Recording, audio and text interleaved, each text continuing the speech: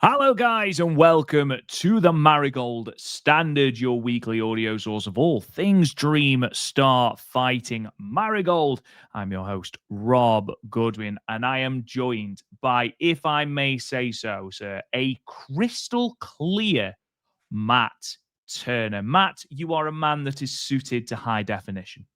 Yes, I am finally, after over a decade at where I live in the middle of nowhere, northeastern Pennsylvania, finally, high-speed internet has arrived, good sir. High speed. I think we talked about it a little bit. I think it was on the Stardom cast, how they were supposed Mm. to come last week. And then, long story short, I guess the guy didn't do his job properly. So, yeah, we got to come back next week. And then, yeah, I think I made mention how I was using the hotspot on my phone in case the Wi-Fi went out because the guy was 7 hours late. So we get done podcasting on the Stardom cast. I go downstairs and the guy is downstairs. Him and my wife are just figuring, certain things out. And Amber's like, yeah, he's been here for almost 3 hours. And again, because he was late and we were both a little hot because they were supposed to be here to 8 from, sometime between 8 in the morning till noon. And that was the time cue. And this poor guy, you couldn't be mad at him. One, he was really, really nice. And two, he was on hour 12 of a 12-hour workday and still had two more houses to do before an hour drive home. So it was like, yowzers.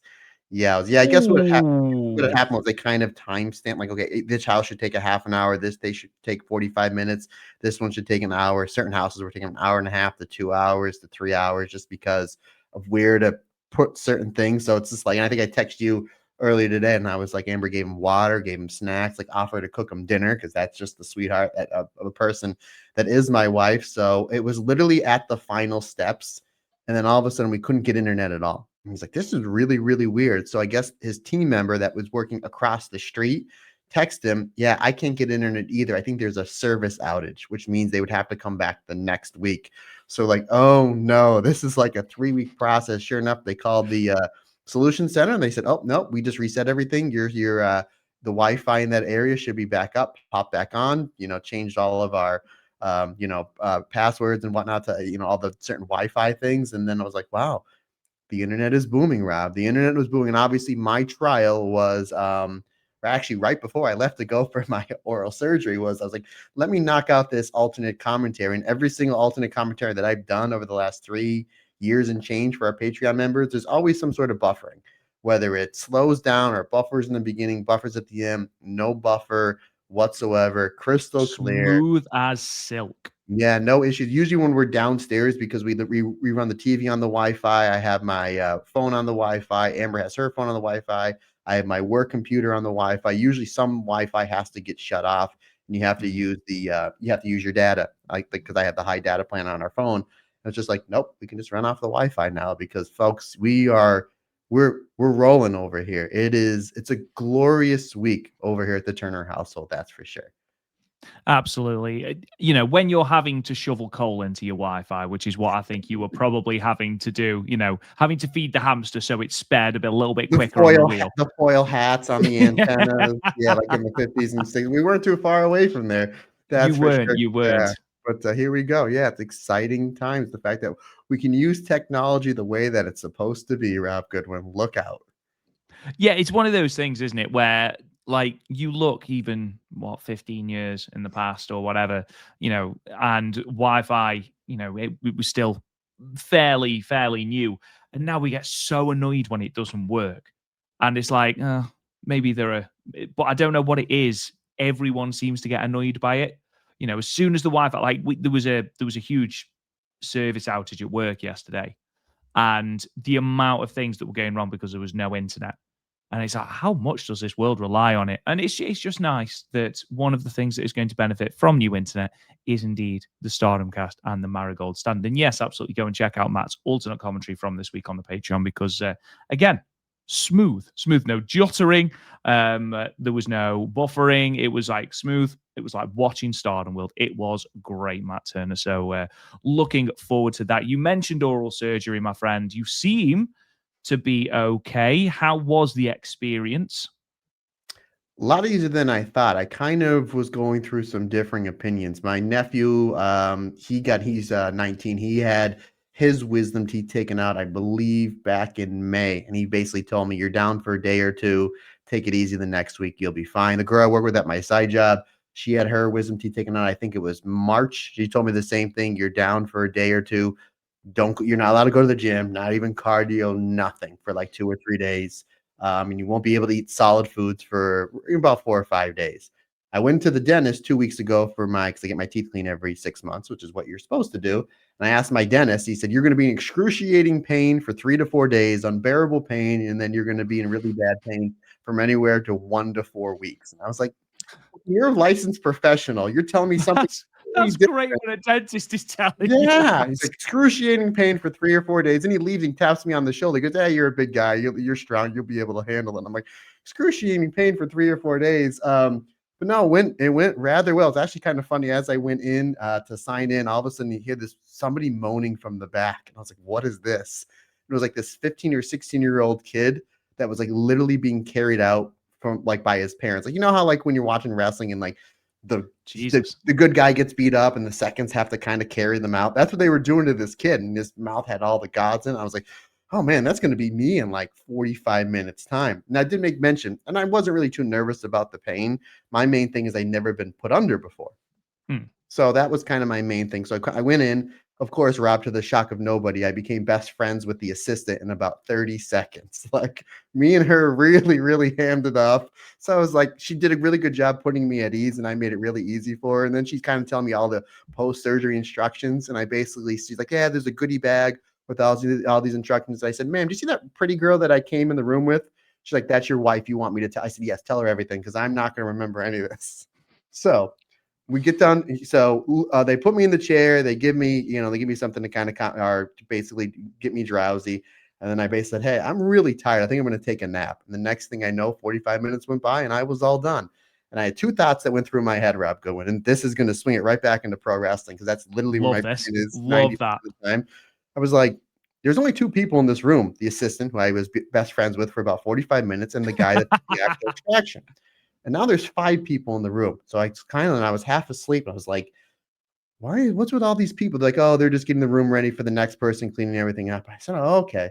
The only other thing in my head, and I was told that I have to relax for these 2 or 3 days. The other thing in my head was, man, I just want to go home and watch a whole bunch of Seri Yamaoka Wonder of Stardom Championship matches. Now, Rob Guin, as you know, I'm a fan of physical media. I have a custom Blu-ray comp of Seri Yamaoka's entire Wonder of Stardom Championship run, from the Tam Nakano win to the Mina Shirakawa loss and everything in between. So I come home, Amber runs and gets my medicine. I get my comfy clothes. I pop that Blu-ray in. I'm about halfway through the Tam match, and the next thing I know, I wake up. She just beats Natsupoi. Fall back asleep. And then the next thing I know, I missed the Utami in the second Tam match. And I wake up, my mother-in-law, my sweet mother-in-law, she made me a pudding and this really great chicken soup. So I was starving. So I ate that, and now I'm zoomed in. I'm ready to go. I took all these series of naps, and the Mirai match just started. And I haven't seen that match in about a good year. And I made mention before, and I made mention all the time, Mirai has been a hot topic here on the Marigold Standard. That is Mirai's best match ever. And I haven't seen that match, like I said, in about a year. And I was rested. That match just started. My God, you want to think about a masterpiece of professional wrestling. If you or any of our listeners were to say that is the greatest Wonder of Stardom Championship match of all time, I would not argue. Literally to the point where I went back and watched it the other day. Folks, if you've not seen this match, or you've not seen this match in quite some time, May 28, 2022, Flashing Champion Seri Yamaoka versus Mirai, an absolute masterpiece of professional wrestling. The match before was Micah. The match after, Starlight Kid. So, I mean, obviously a great run for Seri Yamaoka, but like those 3 in a row, again, in my opinion, the greatest Micah match of all time, the greatest Mirai match of all time, the greatest Starlight Kid match of all time. So, and then really, they basically told me you're going to be in a little bit of pain here and there. And I think I told you a few times because you checked in on me. Thank you, my friend. I appreciate that. My pain level on a scale of 1 to 2 or 1 to 10, the worst it's been. It's been a 2. Like I really haven't had much pain. I mean, I don't know if it's because how Amber has my medicine spaced out. They did give me like Oxycontin and Percocets, like stuff like that. But just Advil and Tylenol, just kind of alternating the two. Haven't really had any issues. I did lose. Today was my first day back at the actual gym because they told me you can't do anything for 2 days and then no heavy lifting for 2 days after that. So I did lose 4 pounds. I lost 4 pounds because I haven't been able to eat as much as I would like, or like the steaks and the high proteins that I like. So I haven't been able to do that. And then I really haven't been able to lift, which is actually kind of funny. Quick story. And then we'll wrap this up. Is I always see the same people pretty much every morning when I go to the gym. So Yep. there's this husband and wife that go to our church, and actually Amber teaches their 2 kids in Sunday school. So I go to church on Sunday. Obviously, Amber gets there before me because she helped set everything up. And the one lady is sitting next to my wife in the pew. And Amber goes, "We were just talking about you." And they're like, "Everybody at the gym is so worried about you because they haven't seen you in 3 days. Like, you're always here." They're like, where's your, we were telling him, "Where's your husband? We haven't seen him in 3 days. Is he okay?"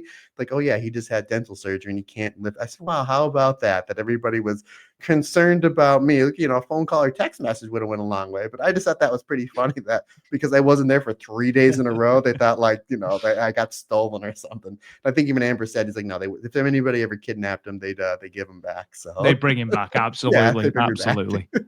I love the fact that you were told that you would be in excruciating pain for 3 days or 4 days or whatever it was, and you were back at work in 3. Yeah, I took the Friday. Obviously, Friday was my surgery, and then Saturday was no. And I even tried to negotiate with my best friend for 45 minutes of the assistant. I was like, "Can I at least do the treadmill? Like, get a sweat?" She's like, "No, absolutely not. We're going to tell your wife that. Like, you or take his car keys. He's not able to go." So, all right, I get it. But I went. Yeah, so obviously Friday was my surgery. Saturday was my you do nothing day. But I watched a lot of wrestling, of course, and then I was back at the Obviously. pizza. I was at the pizza job on Sunday. So yeah, 2 days. Absolute insanity. You are a man machine, honestly. But yes, I'm glad you're back to somewhere near peak physical condition. Obviously, I'm sure you'll put those 4 pounds on. I've experienced Amber's cooking. You will 100% put those 4 pounds back on. Sharpish as well. So today, ladies and gentlemen, we should probably bring it back to something close to Marigold, because God knows how we get onto the things we do. We are going to be going through the show from the 17th of October. I'm fully aware that obviously we had Komomo Minami's homecoming show on the 18th and Shinno's homecoming show on the 19th. But at the time of recording, the 19th show hasn't dropped on Wrestle Universe. I think it drops tomorrow. I think it's dropping on the 22nd. And the show from the 18th only dropped this morning. And obviously, we're both working, so we haven't had a chance to watch it. I know, Matt, you managed to catch it on your lunch break. I didn't. So we are just reviewing the show from the 17th, Seri Yamaoka's homecoming show. But this is our preview as well for Grand Destiny, which, Matt Turner, is this Sunday. That has come round so fast. We are mere days away from Mayu Iwatani versus IYO SKY. The first time for many of us. And this is something that Darren Chatton, friend of the show, Darren Chatton, actually put. I can't remember if it's on Patreon or Twitter. That this is the first time that a lot of us as fans have experienced this matchup live. And actually, that added even more of a level of personal gravitas for this match for me. Obviously, we all, as fans of Marigold, as fans of Stardom, know the history of Mayu Iwatani and IYO SKY. It's the seminal feud in Stardom from 2015 onwards. But to experience a match of that live, because obviously I didn't start watching until the end of 2019, you didn't start watching until 2021. We haven't seen that live. We haven't experienced that partnership live. So I'm so locked in for that match and for this show, full stop. And we're going to go through match by match, give our predictions, talk a little bit about the matches. But yeah, the thought that we are as close as we are to that match, an iconic match, the Dream Destiny, which it is very aptly called. Yeah, it's an exciting time to be a fan of Marigold, isn't it?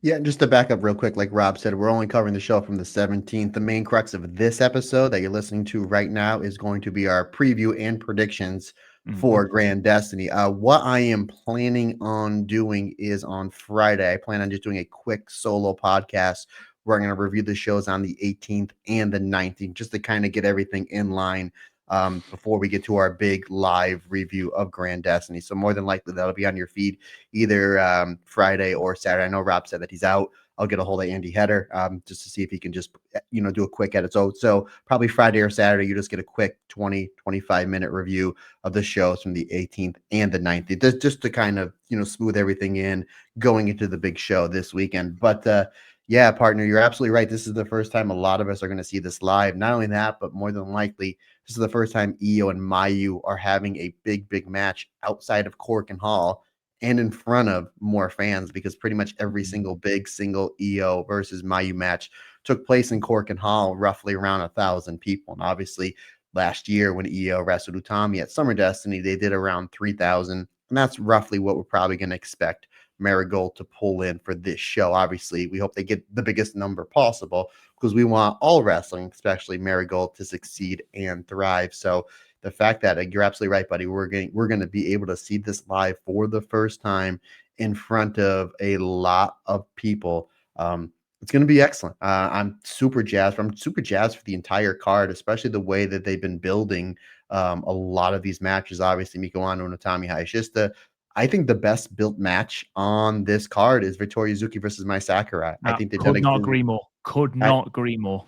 I think that the way they built this over since the announcement of the match, I'm super excited for. I think Shinno and Kazuna Tanaka is going to be terrific. Kazuna Tanaka had a great singles match with Rhea Sato on the show we're going to talk about, and I just watched just about 2 hours ago. Great match with Kazuna Tanaka and Chika Goto. So I like how Kazuna Tanaka is getting more singles matches.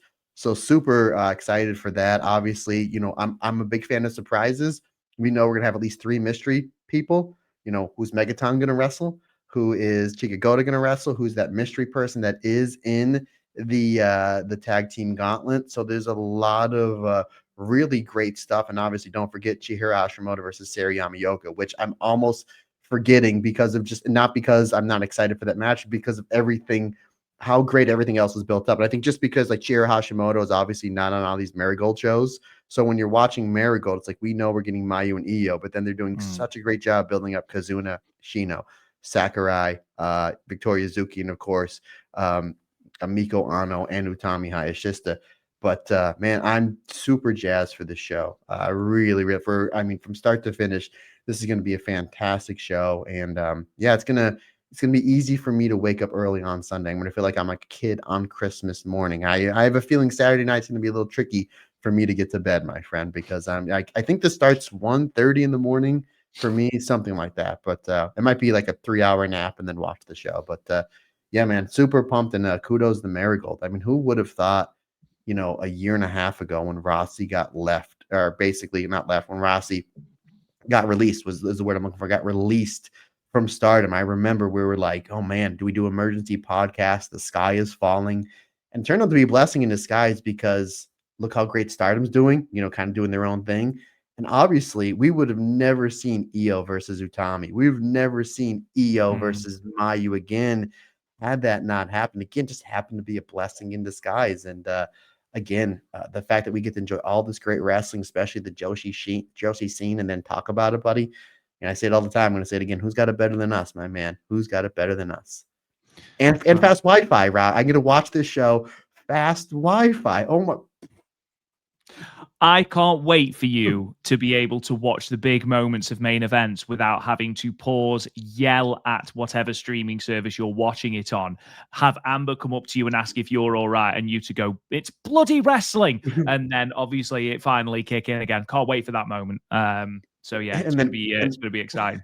The new thing now is Ace runs it because he hears noise. He runs into the room, and then right over here I have my World and Wonder of Stardom Championship. So he'll hear noise, and then it'll be like, what? And then he's like, oh, shiny belt. And then he tries to pull the white belt down. Yeah, he tries to become the Wonder of Stardom champion all the time. So that might not happen, Rob. That might not happen on Sunday. Well, to be honest, Ace was the only person not on this Starlight Kid 10th anniversary show that we're going to be talking about tomorrow as we record. So there you go. Maybe that's where Dream Queendom is heading.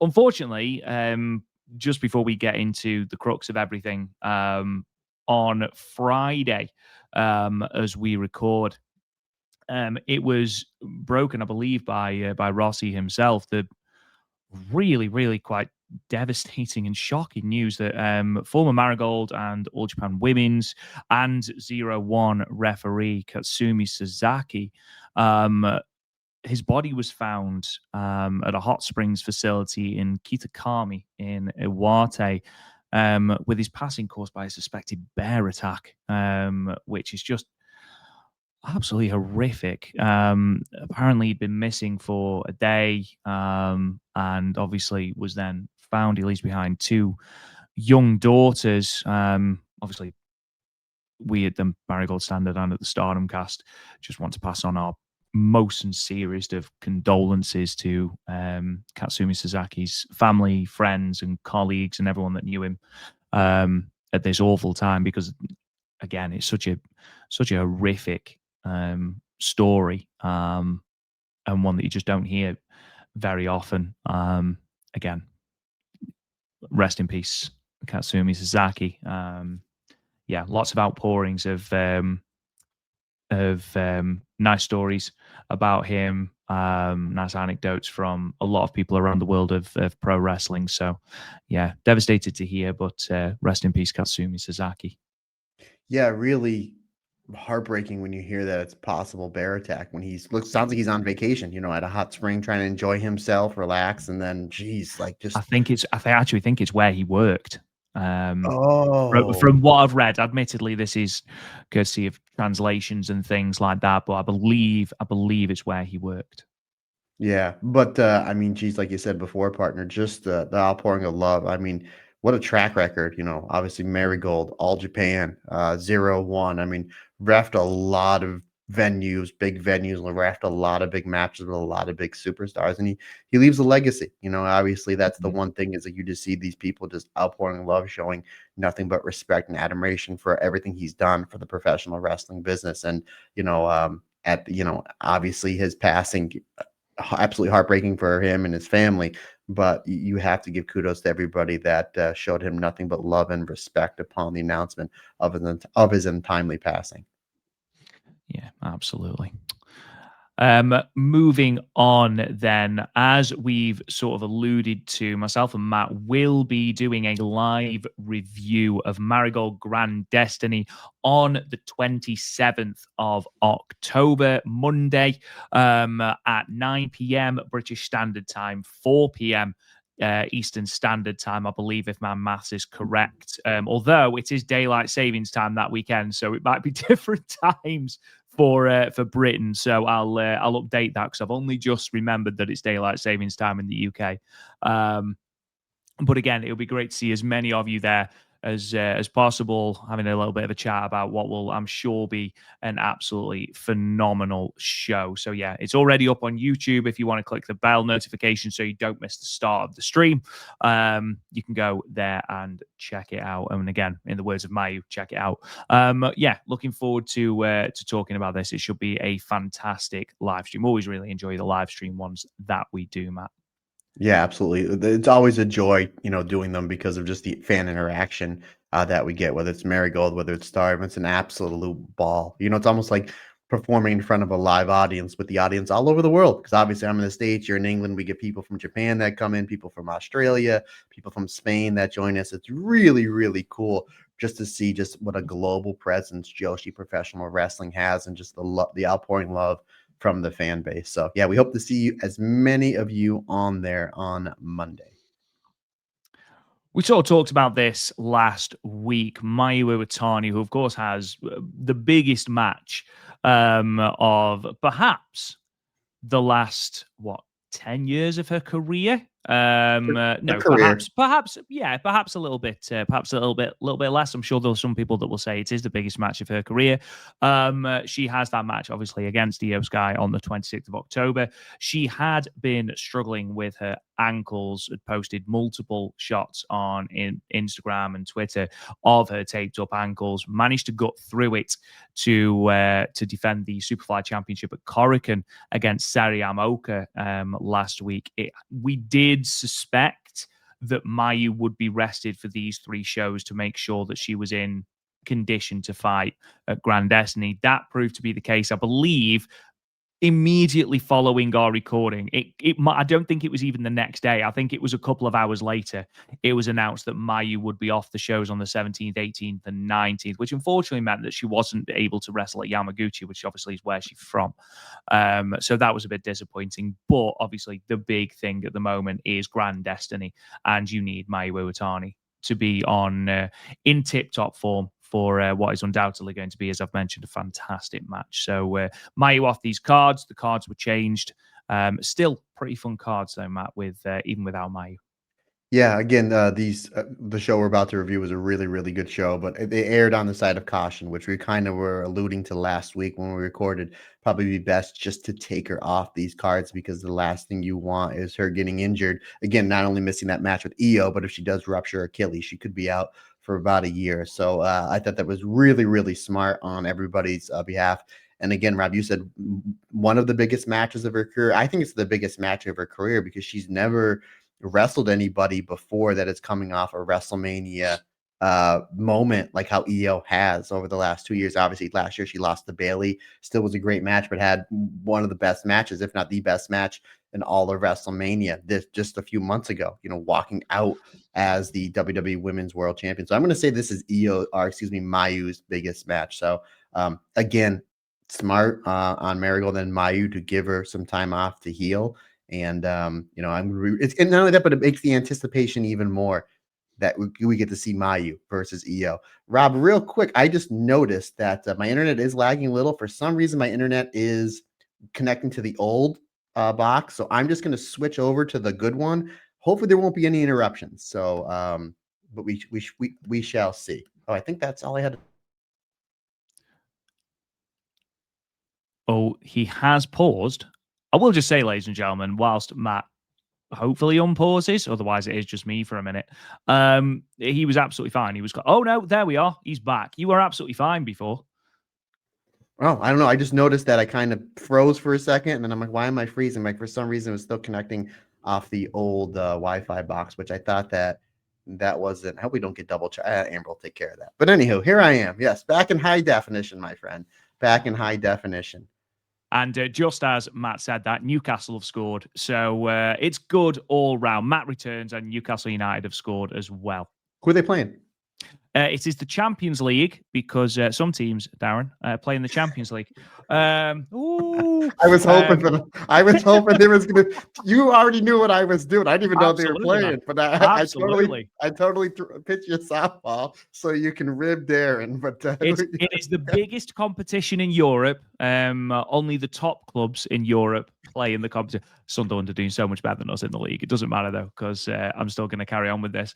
And we are playing Benfica from Portugal, and Anthony Gordon has just put us 1-0 up. I'm really sorry. I've got the buffering sort of live text commentary going just behind Matt's head. So yeah, as we're going, I'm getting updates of the Newcastle score. So if we score again, you might see me celebrate, or you might see me headbutt a desk if we're losing.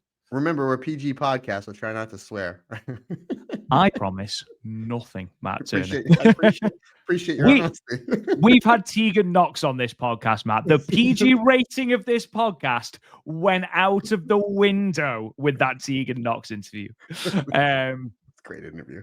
It was a great interview. Moving on, something that Marigold have confirmed is the return of the Mask Fiesta, which was honestly, unironically, one of my favorite Marigold shows last year, seeing everyone in just a completely different get-up. It was very, very loose. It was very fun, and it felt like every wrestler was just able to let loose and do something completely different. I mean, Bozilla as the flaming German, is still one of my favorite things in Marigold last year. Lucha Bozilla is something we all need to see. The full card, though, for the show, which will be on October 29th in Shinjuku Face, is as follows. Now, Matt Turner, we're going to play a little game. I love it. Of can you guess who these people are? Now, some of them, I don't know who they are, so I could probably have a guess, but I think there's two that I don't know who they are. However, the vast majority I do know. So the opening match of this card is Copanda.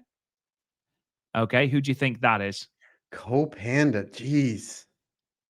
That'd be Koguma, but obviously she doesn't wrestle for Marigold. Co-Panda. That'd be Megaton? I don't No, know. no, absolutely not. Miles off. Think of who begins with Ko.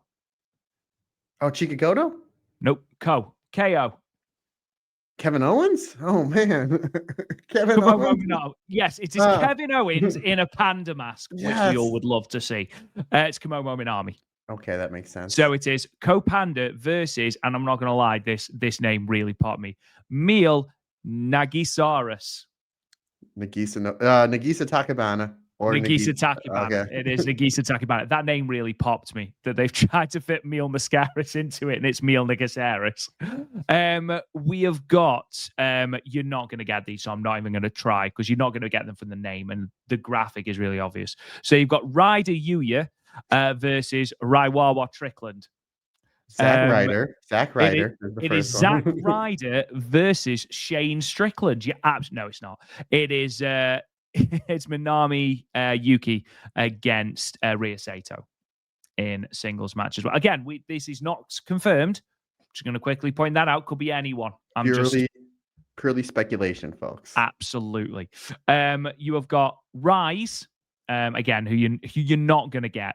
That is Seri Yamaoka. And Kinyan. Now, this was from last year, so you might get this one. Kazuna Tanaka? It is Kazuna Tanaka. Well done. Gal Chadora. My Sakurai? No. Without the graphic, that's who I'd have got. I hope you're doing better at home than we are here. And I've got the graphics in front of me. That is Naomi Ishikawa. Oh, okay. And you've got Masked Lilith. Good luck. Mask Lilith. I am going to say Naomi Ishikawa. Both of them can't be Naomi Ishikawa. I think they both should be. Okay, I think they both should be as well. That would be incredible. Mask Lilith, Misa Matsui. It isn't. It is Yuki Yamazaki. Oh, okay. Now, again, those two might be switched round. Okay, the other one might be Mask Lilith. The other one might be Gal Chadora, but I think that's the order. Right, now, Jesus Christ. Okay, so trios match. Megalotti. Oh, that's Megaton. That is Megaton. Mercy. That was from last year as well. As in the French word for thank you, not mercy as in, wail on mercy. Although that would be fantastic. Man, they're going to bring Dan Spivey and do it right. Do it. Mercy would be Chiaki? No. I was going one name to one name. Go ahead. Miku Aono. Oh, yeah, Mercy. I'm Mercy Kill. Exactly. So it is Megalotti Darth Maeda, which I'm sure it isn't, but the graphic, it looks incredibly like Natsumi Shozuki in a mask. And we're going to talk a little bit about Natsumi Shozuki very shortly. I don't think it is her, but again, I'm not entirely sure who that is. They will be taking on Wild Wolf. That's Chiaki. That's I remember Chiaki, that one. yeah. Okay. I eventually will get it. I said it 4 times, so eventually I'm going to get it right. If you say Chiaki enough times, we have got the best of Cutie Matsu. Oh, cutest in the world. No, would that be Misa Matsui? Because That's Misa Matsui. Yeah, absolutely. Yeah. And then there's no graphic. They're just a blackened out silhouette. But the blackened out silhouette is pretty much identical to Nagisa Nozaki. So I'm assuming it's Nagisa Nozaki. She to the point where they've even got the braid. So I'm assuming that it's Nagisa Nozaki. She is going to be known as Bio Serpent. So there you go. Now we have got Coco, who is wrestling as just Coco. This is your main event. And obviously, you have got the graphic on screen to help you with this one. Coco, Yuzuchika, which is obviously Victoria Yuzuki. I like her mask. I like the Halloween theme. I really like the mask. You've got Mayutika. Mayu, the green mask. Absolutely. Rabbi Gochi. Now, I'm assuming, because it's spelled like rabbi as in the Jewish minister rabbi, but I'm assuming it's to do with the fact that she's dressed like a rabbit. But Rabbi Gochi. Is that Gochika? I don't know. You know what? I assumed it was as well. But also, graphic, why Sakurai's not on this show? I'm looking at the graphic and it's just because of the hair.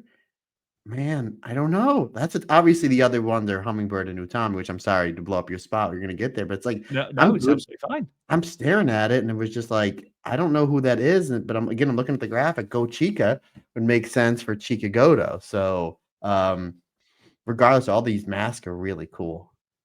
They are really cool. They are really cool. I'm assuming, yeah, Rabigochi has got to be Go Chica, surely. But where's my Sakurai? She's just having the night off. Yeah, maybe she's just like I don't want She to cover might the not be on street. the card. Yeah, she might not be. She might just not be on the card, unless it's her that's Bio Serpent. But I don't look at my Sakurai and think Bio Serpent. She doesn't strike me as a very Bio Serpenty kind of person. I don't know. She's changed a lot of gimmicks in the last 3 or 4 years. Has. And That is true. done a really great job. Done a really great job. Rob, I just before we forget, Megaton in a mask with the makeup. Remember how like 2 or 3 weeks ago we said we just want to see more accessories? Absolutely. Yeah. Oh man, I'm so excited. So obviously, again, the return of Mask Fiesta, Shinjuku Face, October 29th. Definitely check it out because it is a really, really fun time. They tend to do an afternoon show and then an evening show, and this tends to be the evening show. But yeah, check it out because it is really, really fun. And if you haven't already, go and check out in the archives the 2024 version because again, Bozilla, Lucha Bozilla, incredible. Moving on, Matt, and this is the last bit of news that we're going to talk about today, and there is a reason. We obviously talked about the fact that Marigold had signed Shoko Kashino. We talked about this last week. If you remember, she is a singer-songwriter from Japan, and we were speculating about, I wonder how she's going to do in her wrestling debut. Well, we've had multiple people point out that Shoko Kashino has actually been wrestling for Marigold for a while because that's Flying Penguin.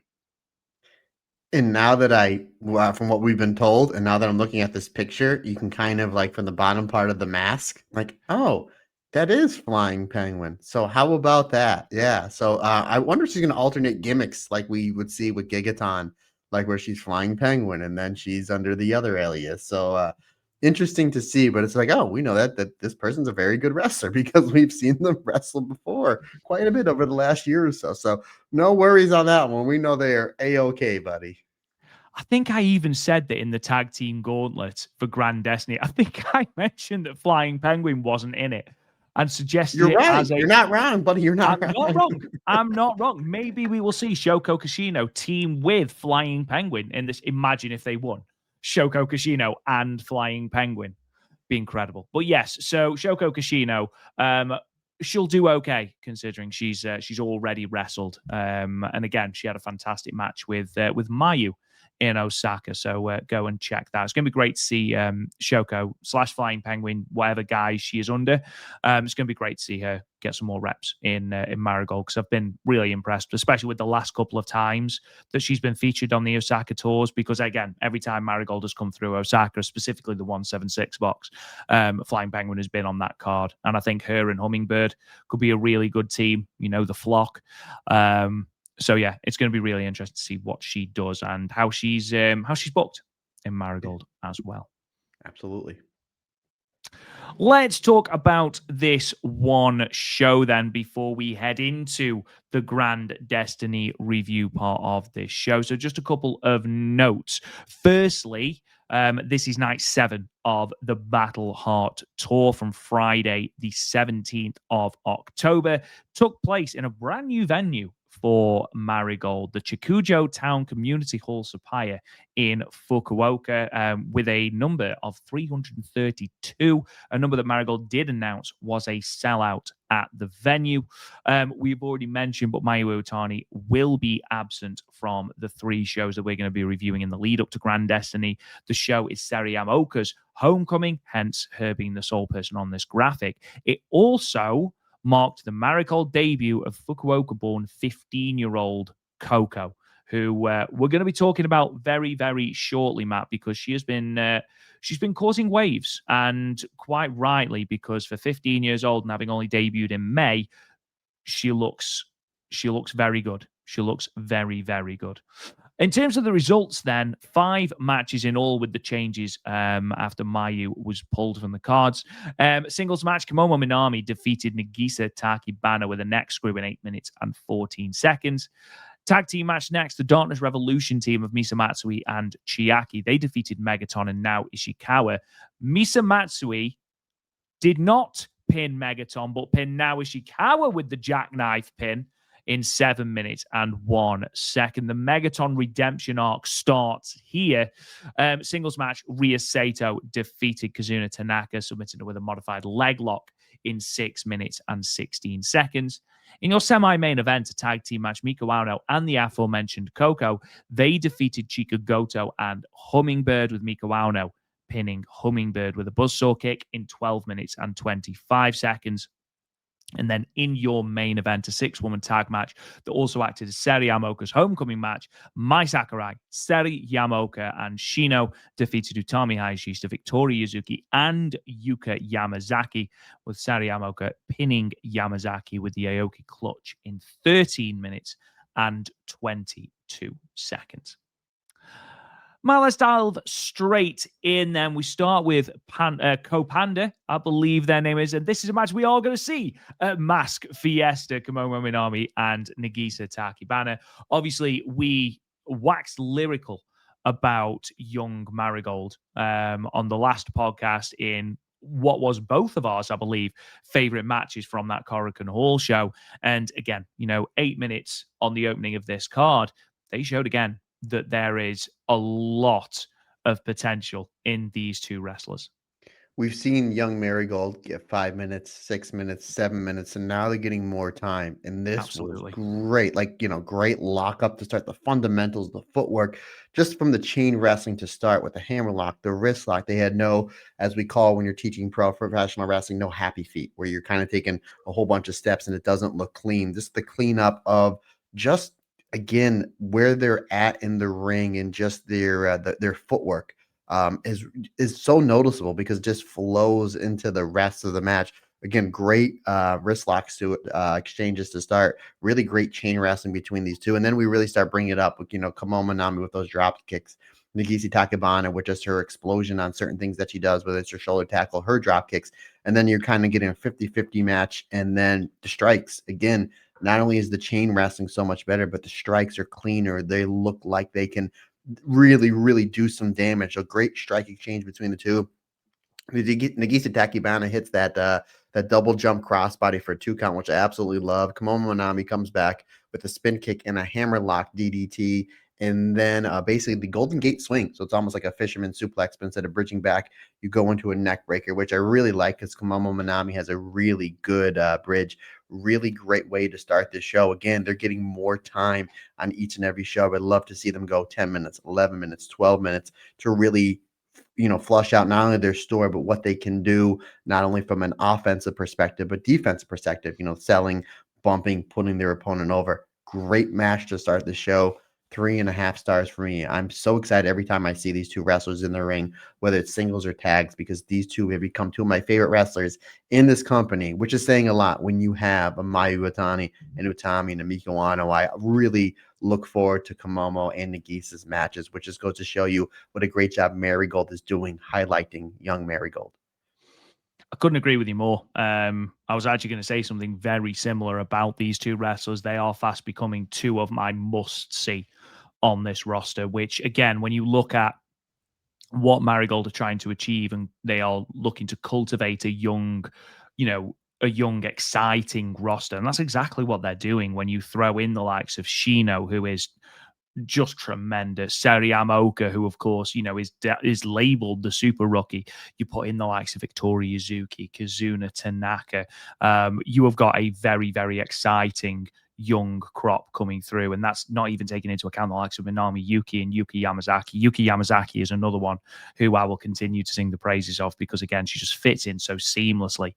She's been put in quite a lot of main events. I didn't realize how many main events she'd actually been in until I was like, I'm going to look back on it. And actually, she's been in quite a lot. Yes, okay, taking the pinfall.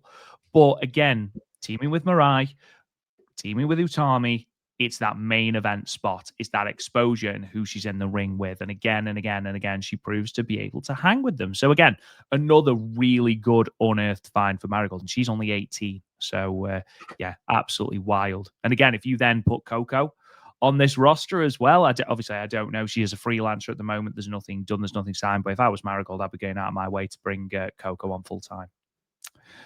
Now Ishikawa and Megaton against Misa Matsui and Chiaki. I think we both could have predicted this match with our eyes closed, with, for a start, unfortunately, with Megaton on one side, and with the fact that Misa Matsui and Chiaki will be going for the Twin Star titles in Ryogoku. This match was a foregone conclusion, Matt. Yeah, pretty much these entire shows from this week, last week leading up to Grand Destiny, is Misa Matsui and Chiaki as a tag team getting wins. Again, you're building momentum. They're your next challengers for the Twin Star Championships. It makes sense. Like, you just want to get them more reps and get them in front of more people because, again, they're the ones challenging for your tag belts on your big show coming up again this Sunday. With Megaton, you get your comedy, right? You get the comedy. She does the fun stuff. She gets over. She gets the great reaction from the crowd, and then her former stablemates put some heat on her. So then you get that big hot tag to Naomi Ishikawa. With all due respect to Megaton, all due respect to Chiaki, most of this match is a glorified singles match with Naomi Ishikawa, Misa Matsui, and it was fantastic. It was fantastic. Chiaki does a great job doing the heel stuff, and she's gotten so much better. I remember last year we would always complain she cheats and she doesn't in front of the referee all the time. It would just drive me crazy. She's gotten so much better over the last 10 to 12 months of bending and breaking the rules, not doing it in front of the ref, getting the proper heat on her and her teammates, not the referee, because again, the referee, they're not selling any tickets. So again, I love Chiaki. I think she's one of the best actual pure heels in this company. She does a great job getting proper heat, but ultimately this is Misa Matsui and Naomi Ishikawa in a really great last closing 2.5 to 3 minute match. Really great stuff between the two. Ultimately, though, it is Misa Matsui catching Naomi Ishikawa in the jackknife pin, picking up the win. 3.5 stars. And I find it very interesting that after the match, then Naomi Ishikawa steps on Megaton. Like, she hits Megaton on the way out. So I was like, I wonder maybe if we're going to go to a heel turn with Naomi Ishikawa, if there's something there. But I guess we shall see, sir. We shall see. Indeed. We move on to a singles match, Kazuna Tanaka and Ryo Saito. And my only real negative is I really wanted this to go a little bit longer. 6 minutes, shortest match on the card. And when you've only got 5 matches on the card, and I don't think any of them exceeded 15 minutes, you could have afforded to give this one a little bit longer, especially with the fact you had to do the change ups to bring to accommodate the fact that Mayu had been taken off the card. This absolutely could have been given a little bit more time. I know I'm being selfish because I love both of these wrestlers, think they're great. And Ryo Saito is another one. How could I forget Ryo Saito when I'm talking about young Marigold?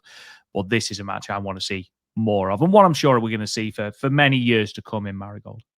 Rob, I totally agree. And again, I did watch Chikagoto's match from the 18th just a little bit ago with our Kazuna Tanaka's match with Chikagoto from the show from the 18th. And it was the same thing. It was a great match. And then it kind of just ended. I was like, ooh, we could have, and again, short shows, both this show and the show on the 18th, were less than 2 hours. So I think if you would have given it 2 or 3 more minutes, it would have been a really, really next level match.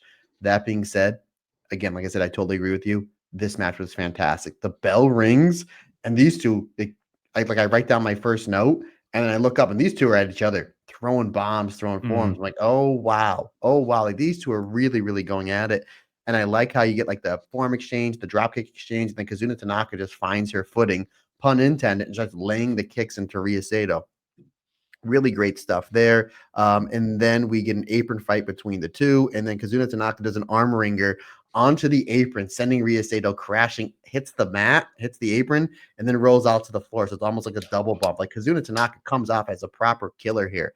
Like, really great stuff. Eventually, though, Kazuna Tanaka puts Ryo Saito back in the ring. Simple psychology. We know what she's going for. She goes into that Fujiwara armbar that she transitions in the cross arm breaker. That is her bread and butter. Again, I've seen a lot of her dad's matches from 20 years ago.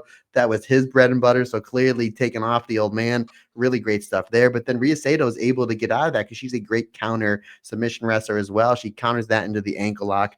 I thought it was really great stuff there. And then she uses the ankle lock to start breaking down Kazuna Tanaka's knee. Kazuna Tanaka does a great job firing back, but ultimately it's just that knee damage and the ankle damage done. Somewhere towards the end of the match, Kazuna Tanaka's shoe comes off.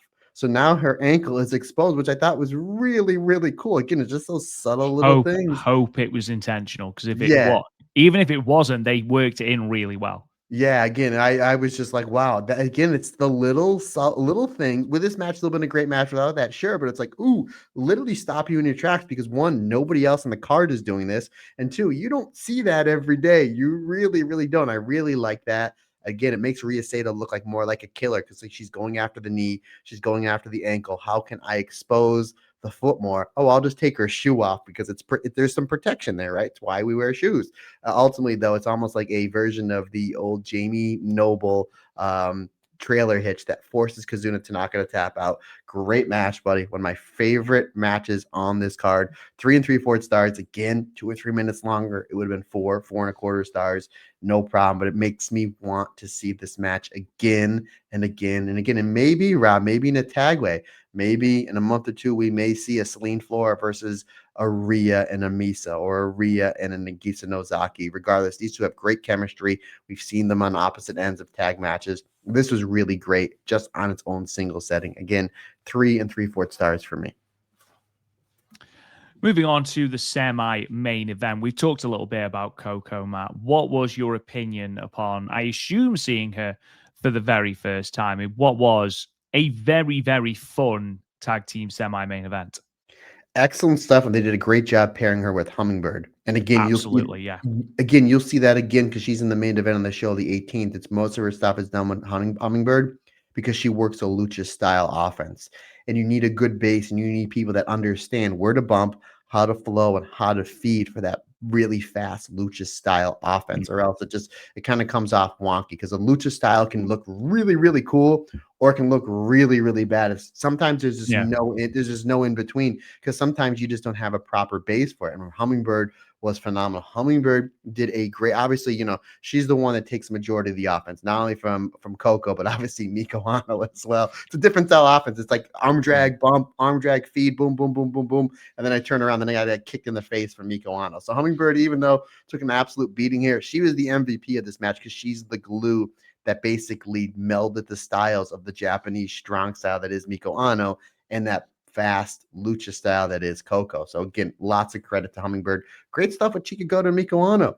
That's another match. If Miko Ano does walk out of Sumo Hall, which again, folks, we're going to get into our previews and predictions in a little bit. If Miko Ano does walk out of Ryugoga Kakakigan as the red belt champion, Chikagoto as a V1 or V2 in Corkin Hall, a venue that she's very well over in. Wouldn't mind seeing that because they had really great stuff here. But ultimately, this was just about making Miko Ano look really sharp going into the biggest match of her young career, again against Utami. That is basically the B story. The main story here is, hey, look what we have here, 15-year-old Coco. Great job again. So much credit to Hummingbird making her look like an absolute star. Really, really fun stuff. Ultimately, though, it is the buzzsaw kick that that cracks the eggs of Hummingbird. I will come up with something better. I know it's like every week. Yes. It seems like it's every week. Taking the beak off Hummingbird, Miko Ano getting a win. She's building more momentum going into that match this weekend. 4 stars for me, my friend. This was my favorite match of the show. Yeah, it was a really, really good show. And I actually saw, again, I can't for the life of me remember who it was on Twitter, mentioned the crowd in Fukuoka.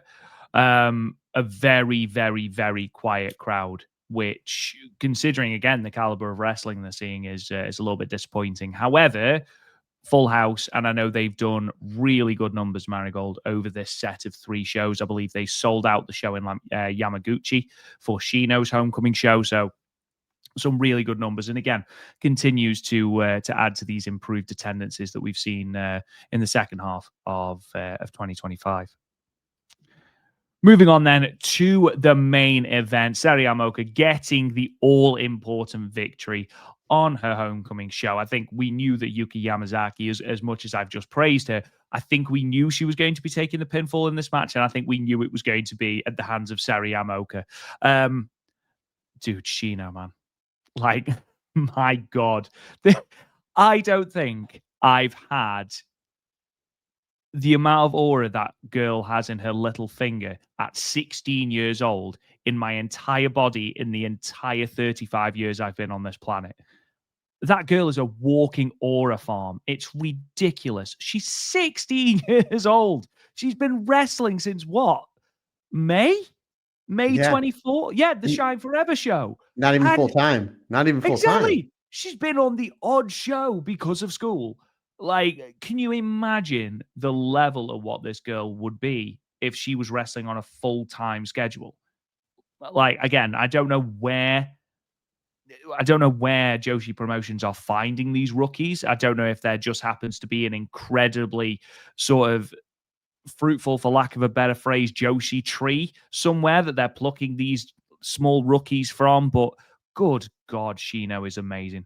Like, obviously, this, everyone in the match is fantastic. Again, we get that wonderful little preview between Victoria Yuzuki and Mai Sakurai, which you're absolutely right, Matt, has been the best built match on that card. I've really enjoyed what they've done with Utami and Miku. Aono. Would have liked to have seen a bit more, but again, you can't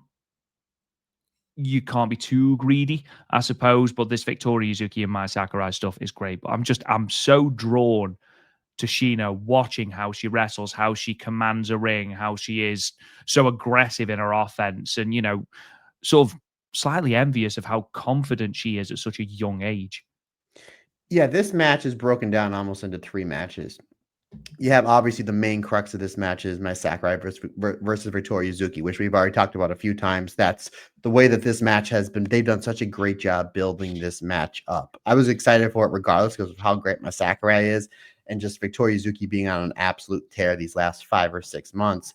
But again, it just seems like it's gonna be really, really violent, yet really great wrestling with a great story layered on top. And then you're putting on the line the United National Championship. So you have that is the main story in this match. Obviously, you do have Seri Yamaoka. It's her homecoming show. So it's like, that Seri's beating Yuki Yamasaki. Like, you pretty much, and which is great. Don't get me wrong. And I'm going to get into their mini match towards the end. We did have a little bit of a mini match with Utami and Shinno.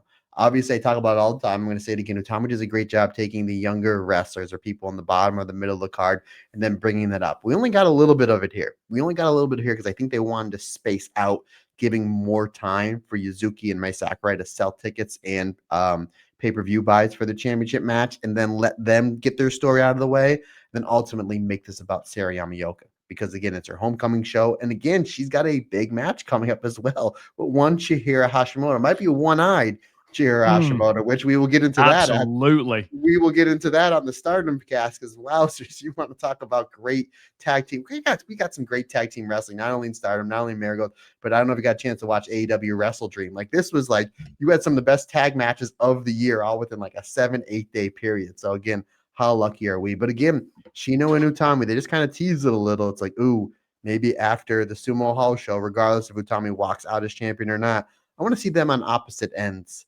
of a match, because again, Utami's going to take care of Shinno, and Shinno is really good already. So I think that would do Shinno a world of benefit if that she's in tag matches across the ring from Utami. So we shall see. But ultimately, though, buddy, this all breaks down to a great match with Yuka and Seri Yamaoka. Yuka hits the twist of faith, a couple pinfalls, roll-up attempts. I love it how she does like the Lamai straw cradle, but instead of rolling her opponent up, she locks a crossface chicken wing on. I absolutely love that. Eventually, Victoria Yuzuki takes everybody out with a dive. That leads to this final blitzing sequence with Seri Yamaoka hitting a huge spear, the German suplex, and the Aoki clutch. Easy for me to say. Aoki clutch for the 3 count. Great stuff here. Again, giving Seri a big win, homecoming show, and more momentum going into that big match with Big Hosh. 4 stars for me, good sir.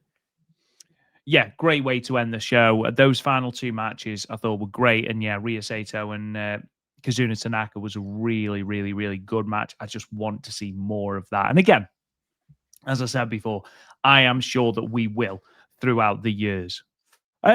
Right.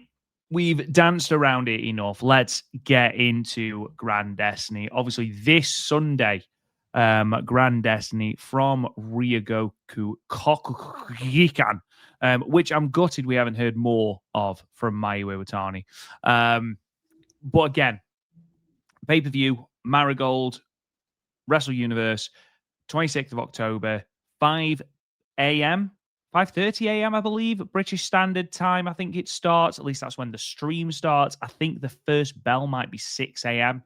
British Standard Time, which makes it 1 a.m. Eastern Standard Time.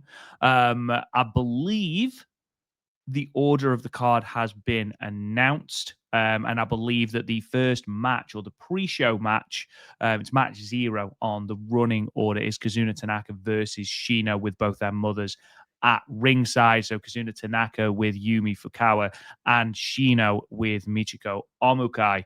Michiko Omukai, by the way, who was in the crowd at Yamaguchi supporting Shinno and appeared to join Darkness Revolution. So we'll get into that a little bit later on. Just a reminder of the full card before we break down the matches then. As I've already mentioned, singles match, Kazuna Tanaka versus Shinno, a battle of the second generation princesses with both mothers at ringside. We then got that gauntlet tag team match, Nagisa Nozaki and Ria Sato, Chanyota and Arina Yamanaka, Hummingbird and Naoshi Ishikawa, Minami Yuki and Nagisa Takibana, Kamomo Minami and Yuki Yamazaki, and Shoko Kashino, or Flying Penguin, and a mystery opponent. We've then got 2 singles matches, Megaton versus M and Chika Goto versus S. We then got the Twin Star Championships match. The current champions, Magenta, Maria, and Riko Kawahata, they're going to be taking on the Darkness Revolution team of Chiaki and Misa Matsui. We have got a singles match then, Chihiro Hashimoto versus Seri Yamaoka, which is just going to be all kinds of violent fun. And then what a 1-2-3 punch this is. So Marigold United National title, Mai Sakurai the champion versus challenger Victoria Yuzuki. Marigold World title match, Utami Hayashishita the champion versus Miku Aono. And then the special dream singles match, IYO SKY versus Mayu Iwatani. Just those top 4 matches are just an outrageous level of good. Even just those top 3 I would put against any card. Like that's a sensational 1-2-3 punch. And again, there's lots of room for exciting things on this undercard. I think that Gauntlet tag team match is going to be exciting. Who we're going to see debuting as the partner of Shoko Kashino. Is that going to be an impromptu number 1 contendership match for the Twin Star titles? Really, really looking forward to Kazuna Tanaka and Shinno. We had a preview of that at Korakuen Hall. And again, Shinno just wants to hurt people, apparently drop people with Yoranagi. So that's going to be fun. Hashtag pray for Kazuna's neck. There's going to be lots of fun here, Matt. What are the matches that, aside from the obvious, what are the matches that jump out to you? Kazuna and Shinno. Just the way that they've been building that up kind of on the undercard. And I was kind of thinking about that, and I didn't know the running order. I knew the last 3 were going to be United National, Red, and then IYO and Maya, but I didn't know the running order until you just said it. And I was kind of thinking, I hope they start off with not like the tag gauntlet, because that can kind of be jumbled and kind of be bundled. Hopefully they start it with something hot. And considering the fact that you just made mention, that's probably be like the pre-show, Kazuna Tanaka versus Shinno, with their legendary mothers in their corners. I think it's going to be awesome. Do you think that we're going to see maybe the mothers go at it? Like, you know what I mean? Like if you ever see like those, those clips that go viral with like the 2 kids fighting on the playground and the parents get involved. Do you think that that's going to be something that happens? Or maybe you see like somebody do a dive. I think that would be somewhat pretty cool. Then again, I'm just saying because I'm a massive fan of his. Then Minoru Tanaka's is like, what are you doing? Let her be. She got to fight her own battles. She's 19. She's not a little girl anymore. Just carrying mum backstage. Yeah. Let her be. I mean, Kazuna Tanaka cut a really emotional promo about the end of her mother's in-ring career. I believe it was, I think the way it was, again, I'm relying on translation here, but I believe it was accumulation of head injuries that sort of brought about an impromptu end to Yumi Fukawa's career. And again, I could be wrong. That was the translation I read. It could have been 1 head injury, it could have been a neck injury, but it was something like that forced an impromptu end. And Kazuna Tanaka cut a very emotional promo about how basically she's almost carrying that, and her mother has, put all her hopes and dreams for her career onto Kazuna Tanaka. And it's going to be really interesting, not only to see how she deals with this match against Shinno, who is in, a similar position in having a very famous wrestling mother, but also in her career. Like, you know, what is going to be the ceiling for Kazuna Tanaka, and is she going to achieve those goals that she set herself, and potentially her mom sets her as well? Yeah, it's going to be really interesting, but a great way to start the show. And then again, obviously, Seri versus Hashimoto is going to be great. And again, who are those surprises going to be? Now, Rob, I don't know if you know, but for Chika Gotos, her S, there's been somebody that's been kind of planting their seeds that there may or may not be returning from injury for that match. I don't know if you've seen that. If we are talking about Natsumi Shozuki, I have read Natsumi Shozuki's tweet today, and she made it very clear that she was going to Rossi's house today, and then she was going to the gym. So it's great that she's back in the gym at least. But she did say in no uncertain terms, I'm not wrestling at Grand Destiny though. I'm not wrestling at Grand Destiny. Now there's part of me that's like, this is wrestling. And if you weren't wrestling Grand Destiny, why have you brought it up? But obviously, you know, it was quite a severe injury. So I'm hoping that if she does return at Grand Destiny, which would be great because I love Natsumi Shozuki. We're both big fans of Natsumi Shozuki. If she does return at Grand Destiny, I hope she is fit and ready, because the worst thing, and I can attest to this, I am literally tearing my hair out because I can't play football at the moment, even though I'm going back to training next Wednesday, fingers crossed, because all you want to do is do the thing you're not allowed to do. And, you know, you're so tempted, like, oh, I can walk fine now. I'm going to go and walking fine, or being able to lift is completely different to, you know, playing football or wrestling. And I just hope that she hasn't let that sort of length of time on the sidelines sort of cloud that judgment, and she comes back too soon and re-aggravates the injury. That's my only hope. Now, if that's all cleared, she's fine, get her in that ring, because good God, I've missed Natsumi Shozuki. She's great. And I think that'd be a great first up. You know, stick her in the ring with Megaton and then just watch her absolutely flatten her for like No, 5 minutes. Megaton's the M. So Oh, of Chika course Gotos. she is. Yes. No, you're absolutely right. Well, in that case, absolutely. Absolutely. Yeah, absolutely. Whack her in there. Great. Great. Because again, Chikagoto is doing tremendous stuff. That whole determined, gritty sort of in-ring grinding out results, that would fit so well with Natsumi Shozuki. Their in-ring styles would mesh incredibly well. Yeah, I think you're absolutely right. So again, that's who, you know, I guess obviously we're gonna get into it match by match, but yeah, I've never heard a tweet wink before until you just read that tweet. Yeah, so I'm going to Rossi's house, and Yeah. then I'm going to the gym. It's just like, yeah, I She's wonder. not wrestling at Grand Destiny match. She said she wasn't. That's right, wink. Yeah, like Chigusa Nagao She going to didn't. Rossi. She didn't wink. She didn't wink. I felt it in the tweet. Why people need to be filming going to Rossi's house? There's so many people going to Rossi's house. Why are we not filming this for the Instagram or the Wrestle Universe? It's like a tube station, that man's house. Yeah, I just want to see what his house looks like. Now I'm really intrigued. Is it just like when you walk into his house? Is it just a whole bunch of hats on the wall? He's like, I'll take this one, and then the other wall, there's you know what it is? Matching suits. Yeah, when you press the button, it turns like the wall turns around like the Batcave and the Wayne Manor, and then all of a sudden there's suits on one thing and ties on the other. You know what? Now I'd be disappointed if it's not. Now I just talked myself out of it. But all right, let's get into this. So let's go through then. Kazuna Tanaka versus Shinno is the first match on the card. We talked a little bit about this one. Who do you have winning this? I wouldn't be surprised. I don't think there are many matches, if any, going to a time limit draw on this card. I wouldn't be surprised if this is a time limit draw, you know. You just open your card with the time limit draw, though, Rob? We've seen time limit draws open the card before. We saw Seri Yamaoka and Mirai go to a time limit draw. I can't remember if that was the owner, actually, thinking about it. But again, you know, if you've got quite... I think you could. I don't think that's the best way to go about it, because then the great if the match is, they're like, oh, time limit draw, again, it's 2025. I see your point. This is one of the hardest ones for me to predict, because Shino's kind of like the, you know, kind of the hot hand, but at the same time, who's going to be there next week and the week after? Who's there full time? So I think Kazuna Tanaka should get the win here and needs to get the win there, because she is the full-time member, you know, where Shino's not, at least not yet. But I wouldn't be shocked if Shino wins. but I think it's going to be Kazuna Tanaka because I think she needs to win more than Shinno. So my official prediction, lock it in, is one Kazuna Tanaka. I'm going to go time limit draw, just to be different. However, I think if there's going to be a winner, I think it will be Shinno, simply because I think Marigold, especially at the moment, have got more stall in Shinno than they have in Kazuna Tanaka. And, that's not necessarily a negative thing. Obviously there is a totem pole in every wrestling organization. I'd love to see Kazuna Tanaka walk out the win.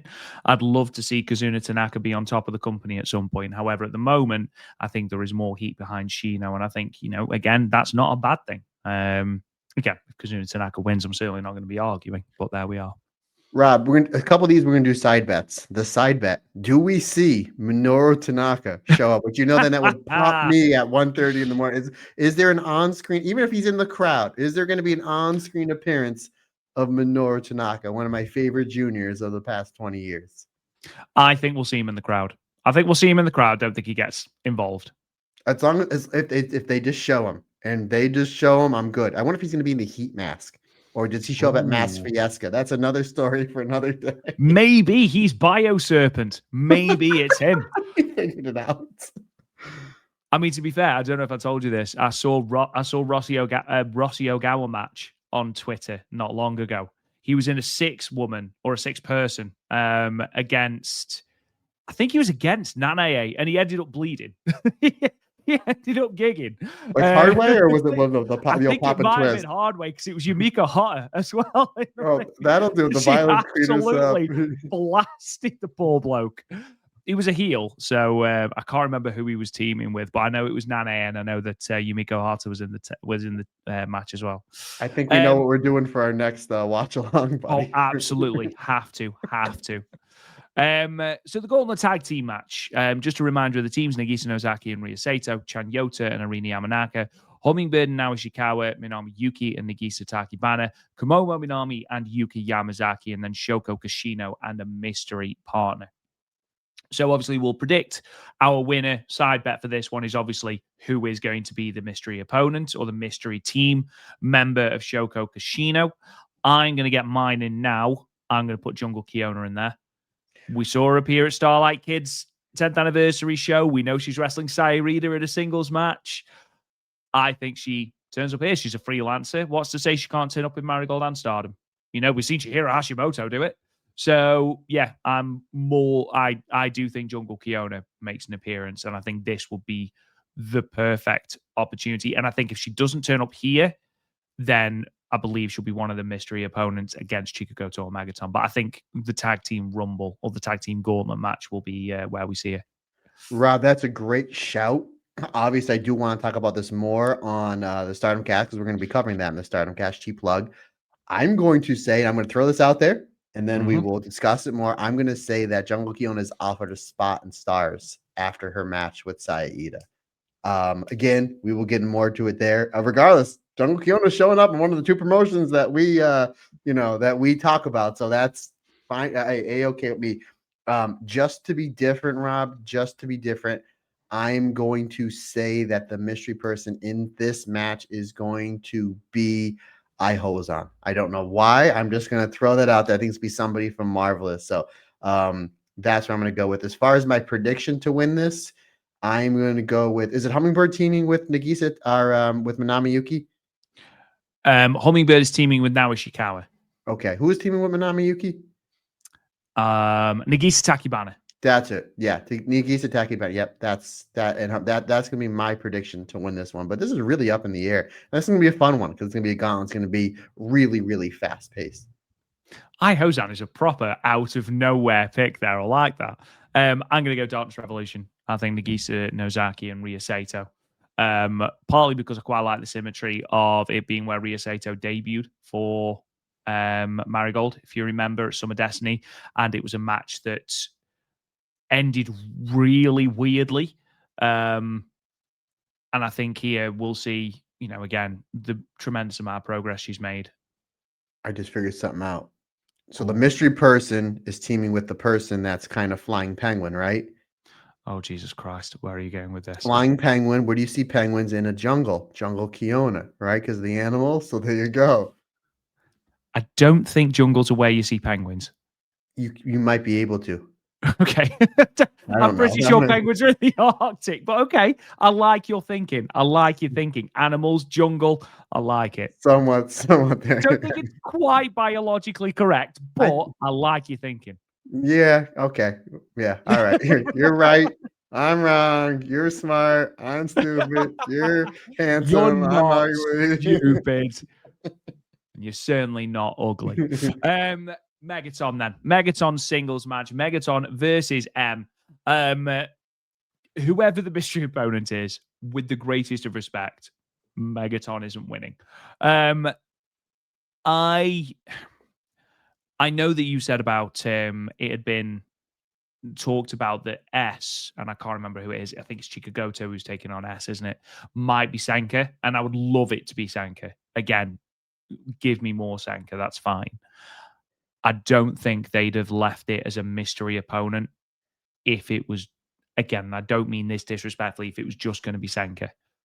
I feel like something else is brewing. It'd be great if it was Julia. It's not going to be Julia, but it will be great if it's like, you know, a returning name, like a Natsumi Shozuki or something like that.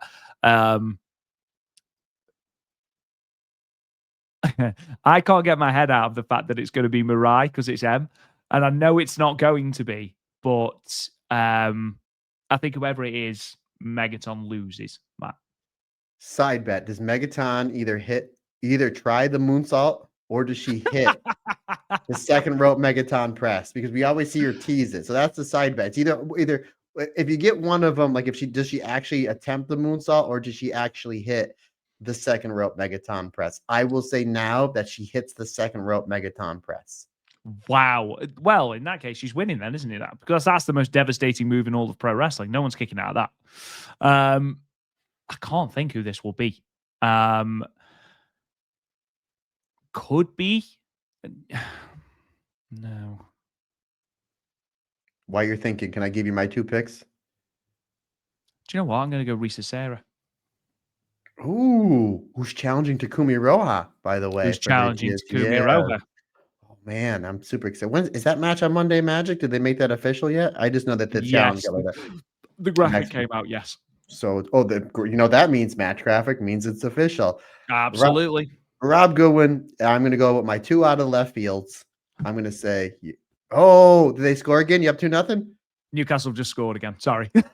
Well, no. Rob is really excited because he knows Repo Man. That's there you go. That's what it is. It's either be the Repo Man, the Mountie, or my real pick. I mentioned it last week. I'm going to stick with it. I'm going to go with Miya Momono because I think that you can do some backstage stuff with her and Mayu afterwards to build up to that match that eventually we're going to go with. Obviously, Megaton, we love her. She's eating the L here, regardless of 1000%. Whoever the M is. So I'm gonna stick with Miya Momono, but I like Risa Serra. No M in there whatsoever. But I think it's a bit of mind games. I don't think there is an M. I think it's just going to be someone random. Rob going with the M, Risa Serra makes as much sense with me, jungle, with penguins living in the jungle. Makes even less sense. At least we're consistent. Yes, Megaton versus Roman Reigns. Chikagoto versus. Do you know what? I am going to piggyback on what you said. Again, it will be great if Natsumi Shozuki is returning. I mean, when was she out? April, wasn't she? So what's that? May.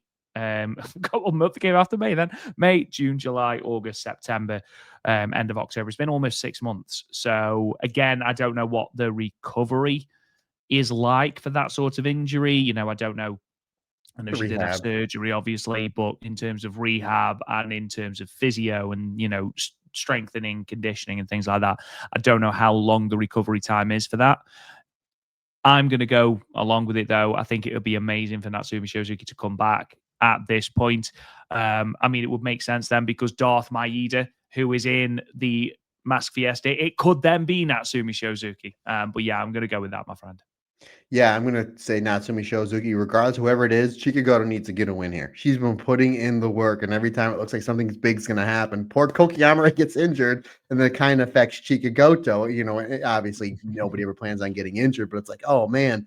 Regardless, whoever is that S, Chikagoto needs to get a win here. Again, there's going to probably be anywhere between 3,000 to 4,000 people in Sumo Hall. A lot of people watching this on pay-per-view because of the buzz of IYO. So it's a big spot for Chikagoto, but Chikagoto needs to get a win here and a statement win. So regardless, whoever it is, well, I hope it is a 100% healthy Natsumi Shozuki because that'd be a great match. I'm going to say Chikagoto gets the win here. Let's say you, partner. Do you agree with me that Goto gets the win here? That's a really interesting one because I think to just bring Natsumi Shozuki back, the feel good of bringing her back from a long injury layoff, half a year, to then have a lose to Chikagoto. However, Chikagoto has been steadily climbing that Marigold ladder, so potentially.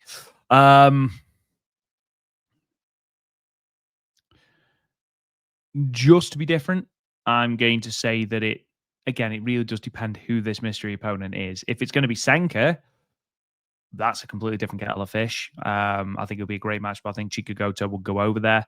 If it's Natsumi Shozuki, maybe that will go to a time limit draw as opposed to the Shinno Kazuna Tanaka match. Good pick. I'm going to go,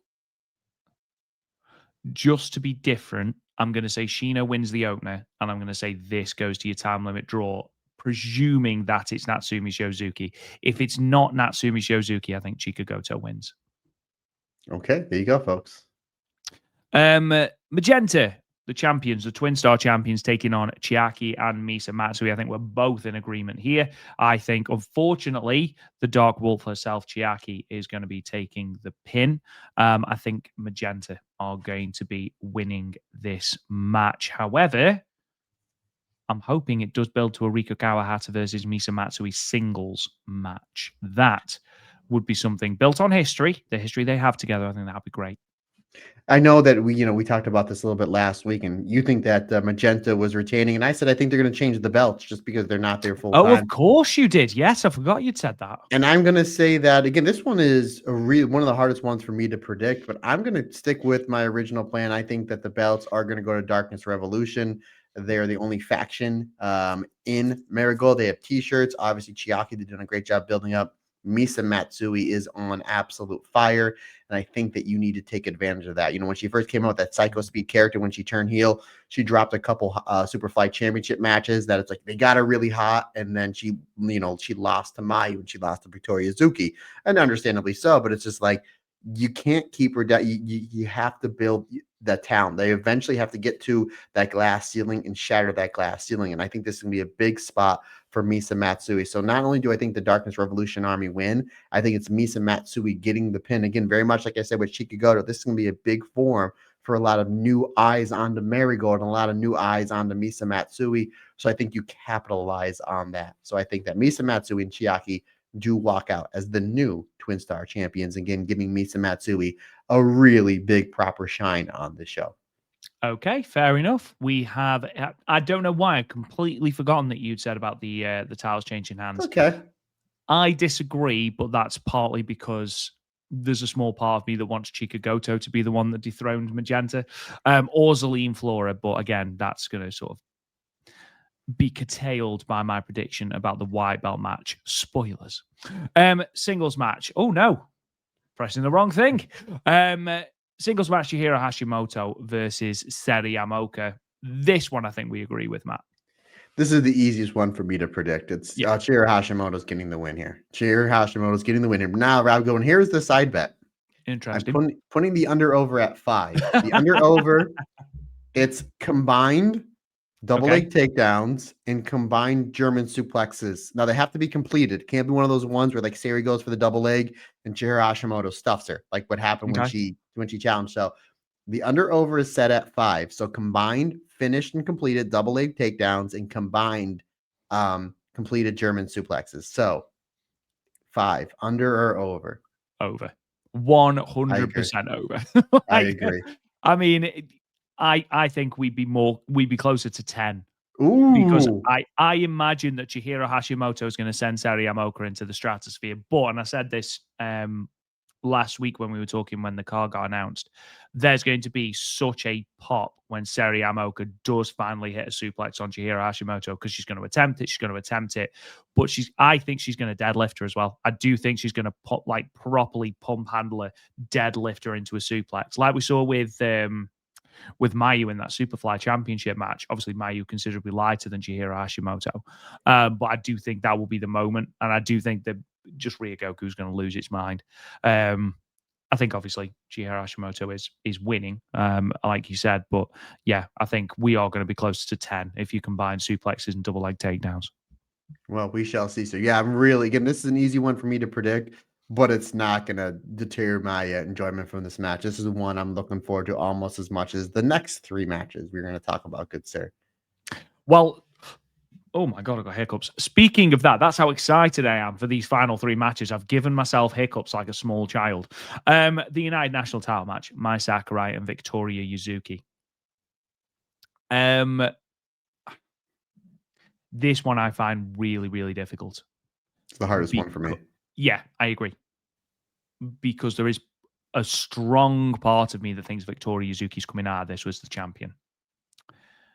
Mai Sakurai has done a phenomenal job as United National Champion. Has been, for her, I think, a transformative reign in terms of a singles competitor.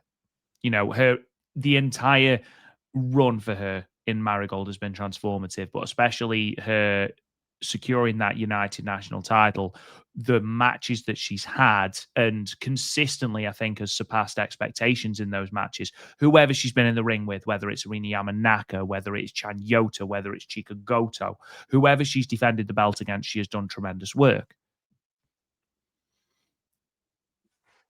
I'm leaning towards Victoria Yuzuki pinning Mai Sakurai.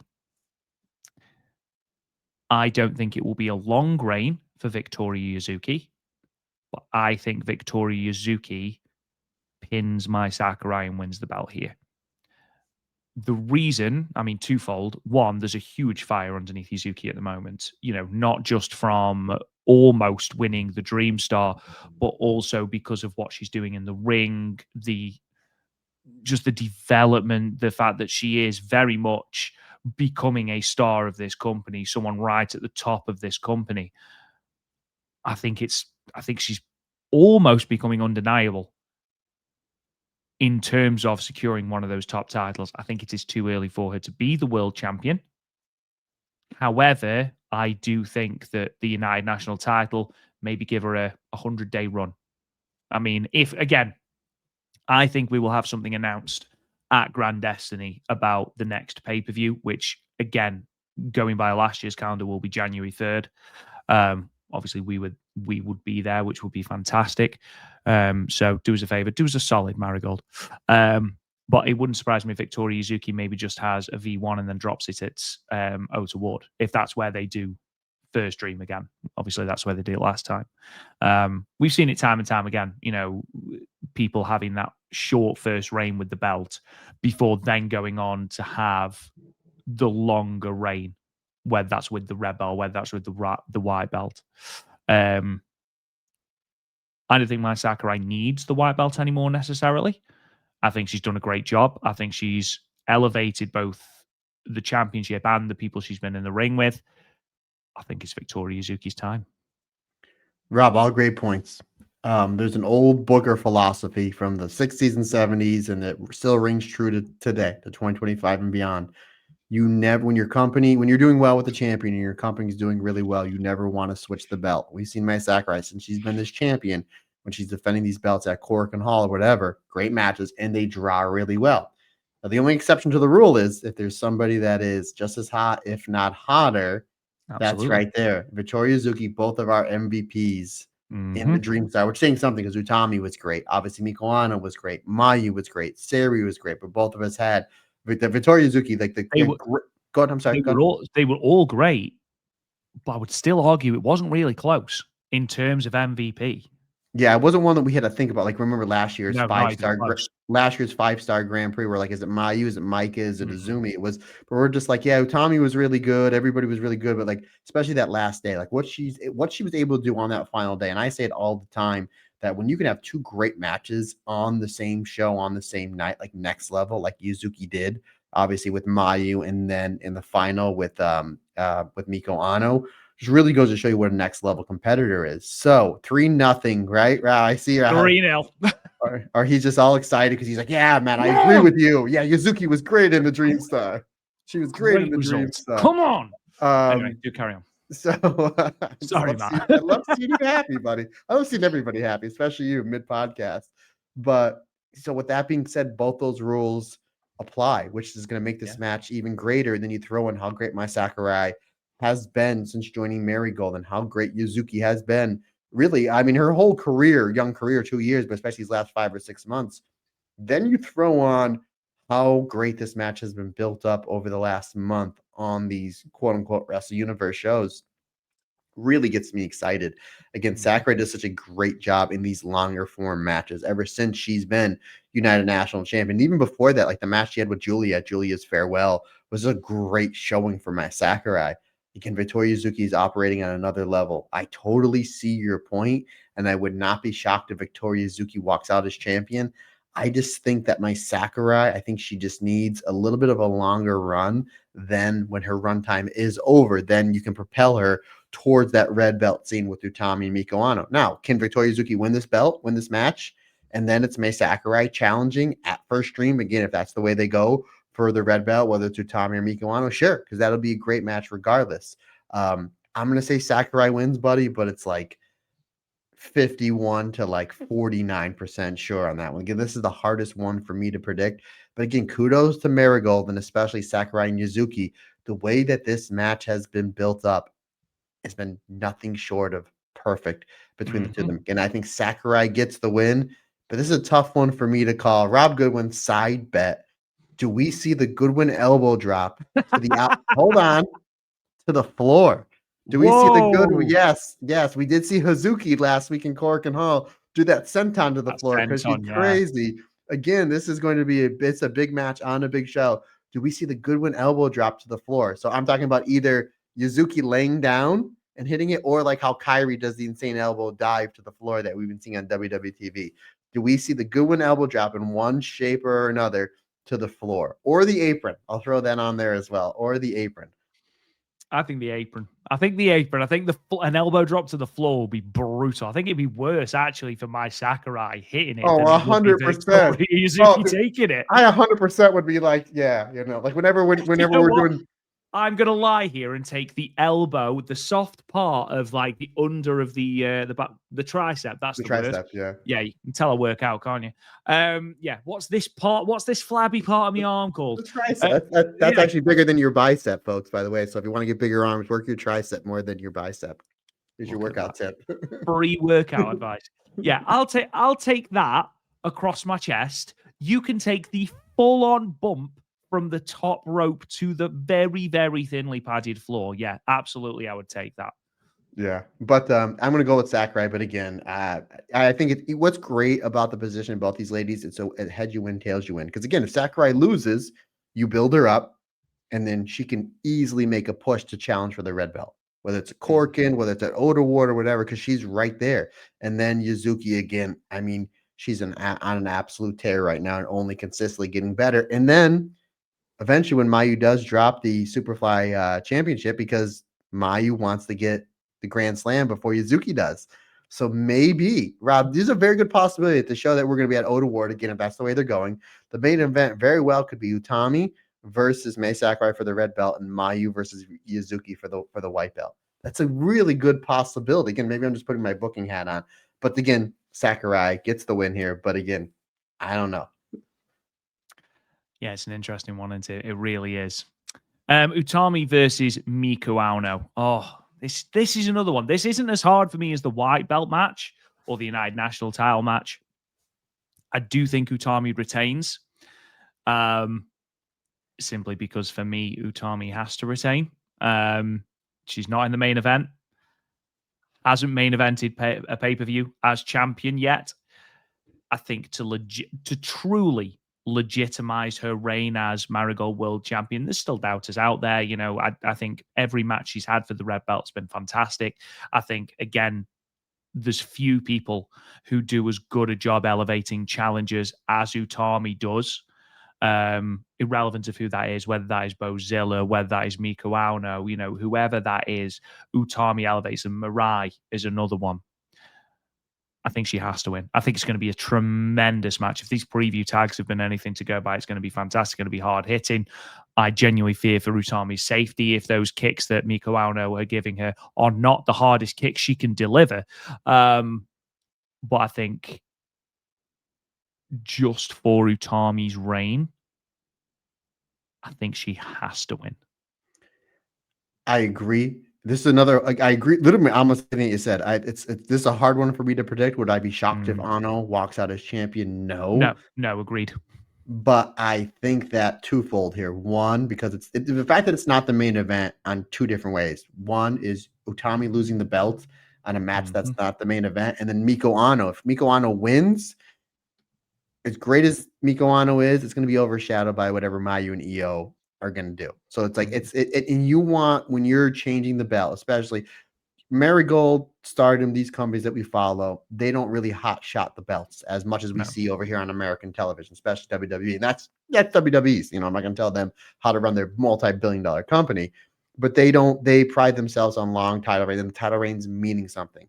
So if Miku Aono wins the red belt, only becoming the third champion in this company's history, and it not to be the main event, because a lot of people obviously are going to be talking about the craziness that is going to be IYO versus Mayu, it's kind of going to be overshadowed. You want Miku Aono when it is time to crown her as champion. Again, maybe they run it back at First Dream. Maybe she wins the belt sometime next year. Maybe she goes back to back and wins the Dream Star next year and then wins the belt. It needs to be the last thing you see. Very much like on that Cork and Hall show, the last thing you saw was Miku Aono with the crown and the trophy, you know, leaving Cork and Hall. That needs to be your exclamation point, as that is our star, and she's here to stay in the main event. I think it's going to be a great match, 100%. Do I think it'd be just as good, if not better, than IYO and Mayu? I actually really do, which is going to say something about just how great these last few matches are, especially semi-main event, main event. I'm going to say Utami retains. Wouldn't be shocked if Miku Aono does win, but I think just because it's not the main event, I'm putting more of a stamp on Utami. And I think that Utami, I think there's more to do with her run, not only from a creative aspect, but a money drawing aspect as well. And again, what does she do greater than maybe any wrestler on planet Earth right now? Taking wrestlers on the bottom card, mid card, and almost main eventers and pulling them up. Miku Aono with a loss here, which I think is going to happen, regardless of how great Utami is going to make Miku Aono look. Not that she needs much help, but again, it is Utami. Is that after this loss, which again I think is going to happen, Miku Aono is going to be a constant main eventer in the same category as Utami, Mayu, Mai Sakurai, and Miku Aono. I think after this show, Rob, our four pillars of this company are going to be Mayu, Miku Aono, Utami, and Mai Sakurai. I think those are going to be our four corners of Marigold going forward. Then you throw in all the other great talent, the young talent, and then all the other great, possible rookies that just turn around. Here comes another rookie that's having 4-star matches. It really goes to show you how great this company is. But Utami will retain. I don't even. I'm trying to think of a side bet for this. I can't even. How many? 10. How many? How many falsies is Matt Turner going to fall for? I'm going to set the under over at 4, where I'm like, that's going to be the finish. I'm going to go 4. Spot on 4. Okay, you're taking house rules. Okay, no problem. Yeah, I think I'm so excited for it, sir. And then finally, obviously, the main event, IYO versus Mayu, my most anticipated match of the year, a match I didn't think I'd ever see live, and the fact that I do is incredibly special. Cheap little plug: if you haven't already listened to the Mayu episode in the archives, please go and check it out from Icon. From Shut In to Icon, that is in our archives. It's a long form episode on Mayu Stardom career, so go and check that out. It's got all the stuff in to do with IYO SKY. This is an interesting one. I know that I think you found the result a little bit easier than me. I do think the chances are they will have IYO SKY go over. Would it surprise me if they have Mayu go over? No, absolutely not. Does Mayu need to go over? No, not necessarily. She's, the established Joshi Pro Wrestling icon. All it takes is for IYO SKY to have a post-match promo, and the match doesn't really matter, or the result of the match doesn't really matter. I'd love to see Mayu win. I just don't think WWE are going to send IYO SKY over to then lose. However, for me, really, the result's irrelevant. Like, I don't care. They could wrestle to a 2-minute draw. They could wrestle to a 20-minute draw. IYO could win. Mayu could win. They could wrestle to an hour's time limit draw. Wouldn't that be great? Ultimately, the fact that we have got these two in the ring together again, and how special that is, especially for Mayu, especially knowing that this will have been a huge reason behind her wanting to join Marigold. She outlined it during that press conference. That in itself makes this match incredibly special, irrelevant of the result. And again, I'm sure they won't go to a 2-minute time limit. Imagine if they just did a double count out. Double count 7 minutes. 7 minutes. Double count. Imagine. Right. See you later, guys. 7 years. And then Rossi has to come out like Stephanie McMahon at the end of WrestleMania Night 2 to tell us it's actually over. We need to go home now. The Rock's not coming. Match isn't happening. Rock of crap that was. But yeah, again, I don't think the result matters. Just the fact that we're getting this match, that it's happening in Marigold as well.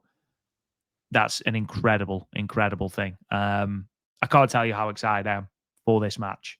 Had they just got the card without Mayu and IYO, this is still a great card, but this, Jesus, like, wow. I'm going to say IYO wins, simply because, again, politics to a certain degree, but also, again, I don't think Mayu needs the victory, to be perfectly honest.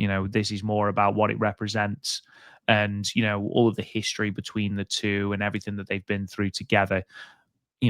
We've already seen Mayu topple the IYO Shirai Mountain in a match with considerably more stakes.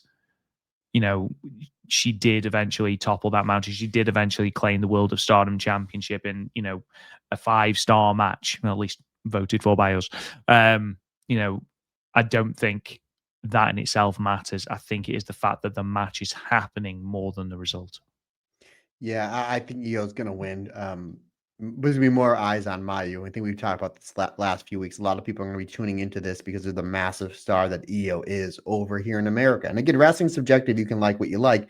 The two biggest wrestling companies, and all the biggest wrestling companies ever since the 60s or 70s, they're here in the States. WWE, WCW, WWF, the NWA, ECWA, the two biggest wrestling companies in the world, whether you like it or not, or numbers don't lie, WWF and AEW. So again, IYO is a massive star. And the fact she's been able to break through on the biggest wrestling company in the world, not only doing it as a female, but doing it that someone doesn't speak the language. Like, it's insane for her to get over in the way that she does. Because again, the WWE, WWF, ever since Vince's dad was promoting the company back in the 60s and 70s, it's always been a men's promotion. It's not only that, but large men like Andre the Giant and Hulk Hogan, and larger than life people like Ultimate Warrior and John Cena, blah, blah, blah, Rock, Stone Cold, blah, blah, blah. But the fact that IYO is able to do it the way that she's been able to do it is crazy to me. Because somebody that's been following this sport, guys, I've been following this sport since 1987, since I was like 3 or 4 years old, like just obsessed with it. The fact that she's been able to do this is insane. So again, a lot of Western eyes are going to be on this show, because IYO, there's going to be people that really don't know too much of Mayu that after this is over, they're going to be Google searching and YouTubing Mayu, and then they're going to fall on that catalog of the great match, the trilogy that they had back in 2016 and then going over to 2017. The matches Mayu's had with Utami, the matches that Mayu's had with Julie and Momo Watanabe and Seri, and the list goes on and on and on. But I think that like Mayu is going to come off of this as such a major, major global star, because she's in the ring with a major, major global star. Again, I think IYO wins. Rob Goodwin, here is the crazy side bet. Do these two do a crazy bump on the apron and the floor? Because we have seen the Dragon Suplex and the Tombstone with these two on the apron, on the floor. And before you ask that, obviously that's different between some people say it's different with IYO Shirai and IYO SKY, which I think IYO, it's just still IYO. Same time, if you remember that match with Utami, she's doing tombstones, she's taking top rope German suplexes, she's doing top rope reverse poison ranas. And she's in the ring with somebody that she's a better friend with than she is Utami with Mayu. So that being said, Rob, do we see a crazy bump on the apron and a crazy bump on the floor? I will say absolutely. I think that is a sure bet. You're going to see some wild stuff in this match. If this was IYO's first match in Japan, I'd be reticent. I'd say, no, I don't think WWE will want her doing anything ridiculous like that. Obviously, they don't want to risk her getting injured. Then, of course, she wrestled Utami last year and just reverted back to Japanese IYO, so anything's possible. I have a feeling that even if WWE took IYO aside before the match and said, just have a think, okay? Just stay away from any trash cans in Ryogoku, okay? Don't want to see you moonsaulting off any balconies with a trash can on, okay? I still think IYO would ignore them. I think she'd get in the ring and just instinct would take over. So, yes, we're going to get something utterly insane. And whether that is on the floor, whether that is on the apron, I don't know. But we will get something utterly outrageous at this match, I have no doubt. Last question, Rob, because we saw earlier this year, you talk about arguably some of the greatest matches we've ever seen in wrestling with Okada and Omega in New Japan. Obviously, Sure. they went back and they had a great match at All In. Nowhere near as good as their matches they had in New Japan. I think we knew that. I think it's just like the bar was set so high.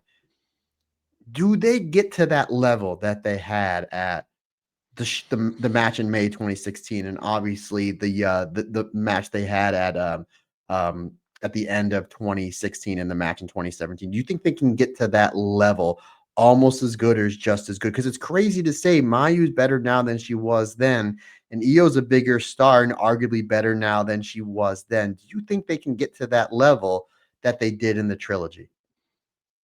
Yeah. I agree. I Yeah, I do. I agree. I agree. It's the expectation is built up so much in your head. And again, I'm using Yeah. that Omega Okada reference, and rightfully so. You can mirror them. Like if you take that trilogy of Mayu and IYO, from May of 2016 until I believe it was April 2017, and you throw it in with the three of the best of the, and I know they had four, but you put in three of the best Okada versus Omega matches. You can make an argument which ones are better, but obviously Okada, his body's all beat up, and Omega's had so many surgeries since then. That's like, it's going to be a good match, but it's like, it's not going to be as good as those matches in New Japan. And All In, they had a phenomenal match, but nowhere near as good as that level just because how great they were. But at the same time, you look at it's like, man, Mayu, that 2014 that she's had, and even the beginning of 2015, in that match that her final match in Stardom, arguably the best match in Sherry's career, which is saying something. And then what she's been able to do in Marigold. And now you're getting IYO. I mean, on another level. They're letting IYO be IYO. Like they're not toning her style down. Yeah. Like look at the WrestleMania match and the Rhea Ripley match and the tag match that happened in Perth. And again, talk about that match with Utami last year.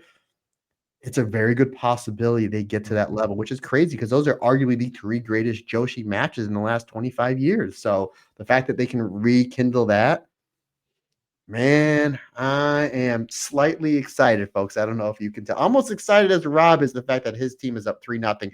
Rob, real quick, just to pivot to your football match. It's like 10 o'clock where you're at. What time is literally just finished? Okay, but where is this game in England? Yeah.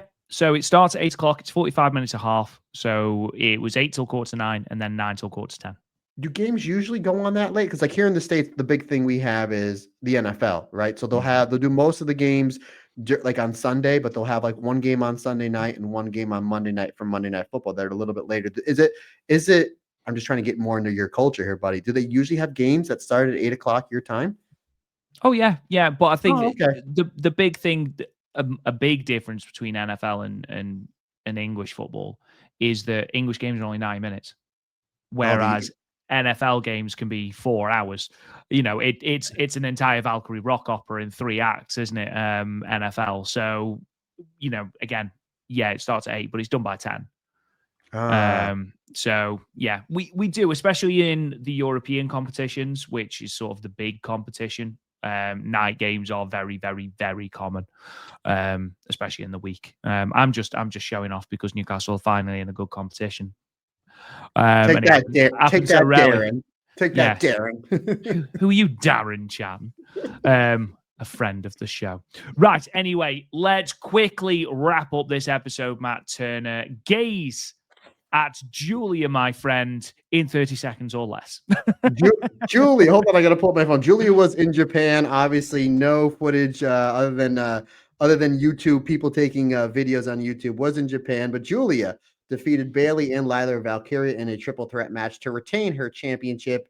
And then the very next day, defeated Roxanne Perez in Ryogoku Kakakiki. And I hope those matches show up because I really want to see those. So Julia, who has not defended her belt on TV in quite some time, Rob, 2 successful title defenses against 3 opponents in 24 hours. Just clearly there's cameras out there. Put it on their YouTube channel or something. Come on. So there's your gates at Julia. Maybe they will. Maybe they'll do it like a Beast in the East sort of network special. I hope so. Something like that. Maybe. Ladies and gentlemen, that just about does it here. We've somehow managed to make an episode that was about one show stretched nearly 2 hours. So hope you enjoyed that. We hope you've enjoyed our preview. We hope you are looking forward to Grand Destiny as much as we clearly are. Cannot wait for that. Again, October 26th, Ryogoku Kakugikan. I believe 6 a.m. British Standard Time. But again, I will have to check because of daylight savings time. Don't forget as well that myself and Matt will be going live on Monday night, Monday the 27th, to talk in detail about this show. Obviously, hopefully we will have somewhat emotionally recovered from this show, but I am promising nothing. But ladies and gentlemen, please join us there. Thank you so much for joining us. We really, really, really do appreciate it. If you haven't already, subscribe to the podcast wherever you get your podcasts. Leave us a comment and a 5-star review. It really does help us out. I can't stress enough how much that helps us out. And thank you to everyone that has already done that. Don't forget patreon.com/the Stardomcast for all of your archived episodes, as well as all the show reviews, show previews, including Grand Destiny, which will be going up on Friday, including all the statistics and facts you need to know going into this incredible show. That will be available for all members and people for free as well. Don't need to sign up. You can just view it as well. You can follow us on social media at Marigold Podcast, unless, of course, it's Instagram, Threads, or Blue Sky, in which case it is Talk Joshi. You can talk to me on Twitter at Real Rob Goodwin. Mr. Turner, sign us off, good sir. Folks, questions, comments, suggestions, anything you need from me, Matt Turner OF on the Instagram and the Twitter is the easiest, fastest, and bestest way to get a hold of me. Don't forget to follow our new channel over on Twitter at TalkJoshi2025. Or, folks, you can shoot me an email. The email address is thestardomcast22@gmail.com. Folks, that's going to wrap it up for a fantastic episode of the Marigold Standard. We greatly appreciate your support. Can't do without you, because like I always say, it's just not my podcast. It's our podcast, because we're almost together. Everybody's different. Everybody's special.